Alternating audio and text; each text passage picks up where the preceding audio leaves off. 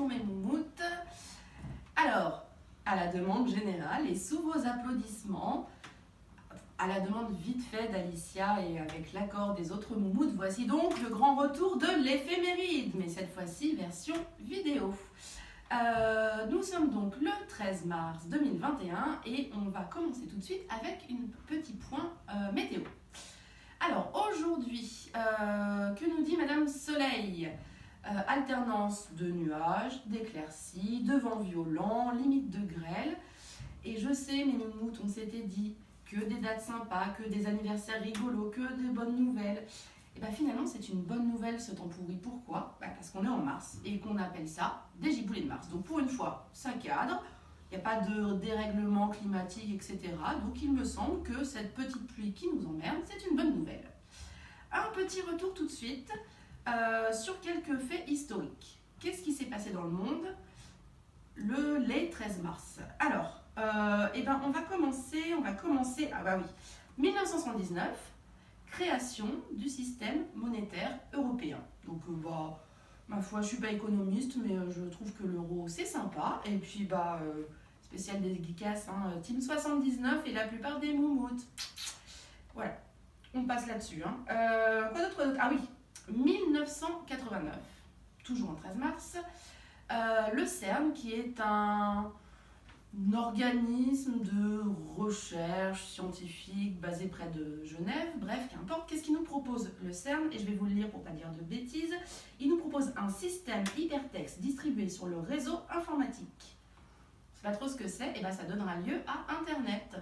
Et ça c'est plutôt une chouette nouvelle, notamment parce que maintenant on peut mettre nos éphémérides en ligne sur YouTube grâce à ça. Qu'est-ce qui s'est passé d'autre? Ah oui, alors 13 mars aussi, à noter quand même l'élection, la nomination, je ne sais pas trop comment on dit, de 3 papes différents. Les 2 premiers, j'ai complètement oublié les noms et les dates, c'est super vieux, j'étais loin d'être née.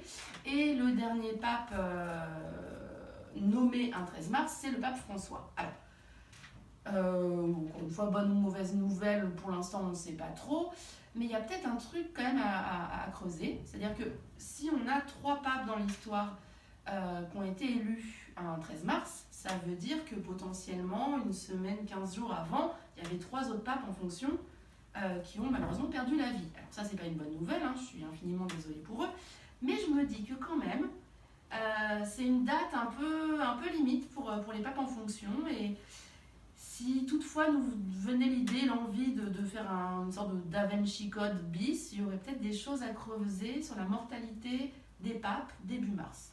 Peut-être des thunes à faire, je sais pas, on réfléchit, on s'en reparle. Écoutez, côté histoire, c'est à peu près tout. On va peut-être faire... on va faire un petit point naissance de célébrité. Donc, 13 mars. Alors j'ai noté 80, c'est peut-être 80, je ne suis plus tout à fait sûre, on pourra vérifier. C'est l'arrivée au monde de Ryan Jones. Et qui est Ryan Jones? Vous ne le saviez pas, moi non plus. C'est un joueur de rugby gallois. Alors j'imagine qu'il doit être relativement bon ou célèbre pour être cité.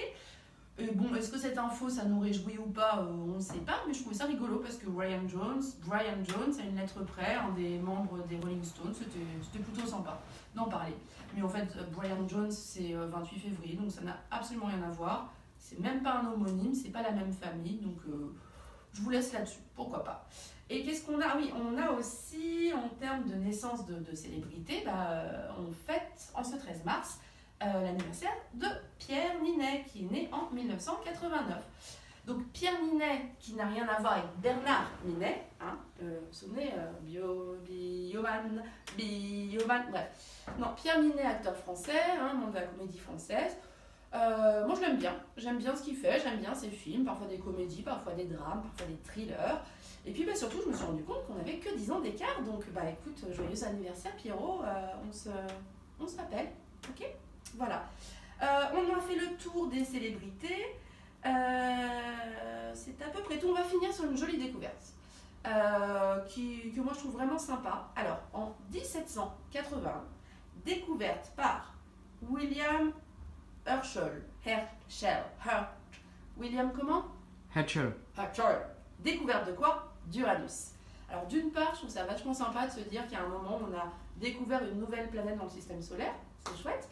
D'autre part, petit message personnel, ça me rappelle nos vacances de cet été, quand Susuna des Susuna, Mayukrem, Alicia et moi, on a pu observer les anneaux de Saturne sur un super télescope, et ça fait toujours un petit peu rêver l'astronomie et les étoiles.